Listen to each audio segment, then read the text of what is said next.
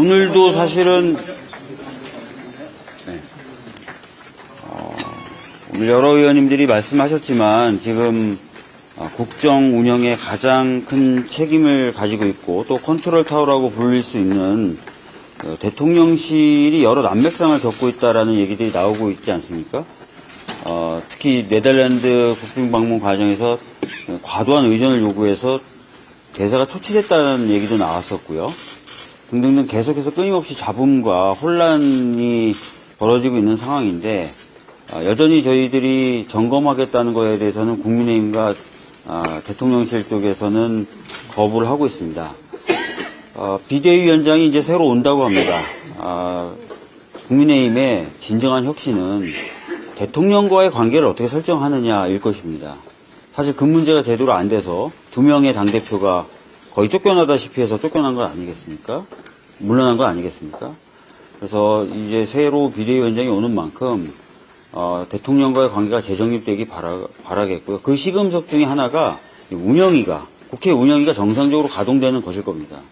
새로 비대위원장으로 올 한동훈 전 장관에게 강력하게 요구합니다. 말로만 혁신하지 말고 진짜 혁신의 모습을 보여주길 바라고 그 하나의 명백한 증거로 운영위를 정상화시켜 주십시오. 그래서 야당이 대통령실 운영에 대해서 점검할 수 있고 또 국민들이 그 과정을 보고 들을 수 있게 해주십시오. 그것을 못한다면 당과 대통령과의 관계가 재정립된다는 국민의힘의 진정한 혁신 이루어지지 않은 것으로 판단할 수밖에 없다는 말씀을 드리겠습니다. 다른 의원님들 말씀하시죠. 고관련 한 말씀. 지금 다른 의원님들이 말씀하신 것처럼 그간에 쌓여 있는 여러 가지 현안들이 있습니다. 네덜란드 순방 문제, 최상병 사건 문제 등이 있지만 특히 이 한동훈 씨의 이 비대위원장 취임과 관련되어서는 여러 가지 절차적인 문제가 저는 있기 때문에 오늘 운영위원회에서 다뤄졌어야 된다고 생각합니다. 왜냐하면 한동훈 씨가 자연인이 아니라 현직 법무부 장관 상태에서 이 비대위원장을 추대받고 그리고 나서야 지금 법무부 장관을 사임했습니다. 이것은 사상 초유의 일입니다.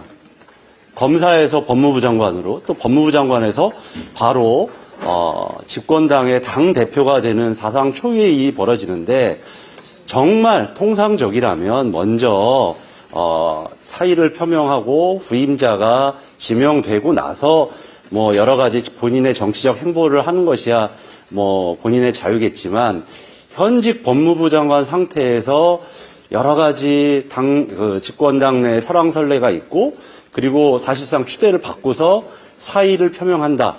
이것은 삼권 분립과 그리고 우리가 지난번 박근혜 대통령 당시에도 문제가 되었던 국정농단, 이 집권 여러 가지 그때도 이 집권 당의 선거 문제를 대통령실이 개입한 문제 때문에 여러 가지 그중에 국정농단의 여러 가지 하나의 중요한 근거가 되었던 문제를 생각한다면 매우 부적절한 문제였기 때문에 오늘 그런 문제가 꼭 다뤄졌어야 되는데 오늘 또다시 이 운영위원회가 파행된 부분에 대해서는 매우 심각한 우려를 말씀드리겠습니다.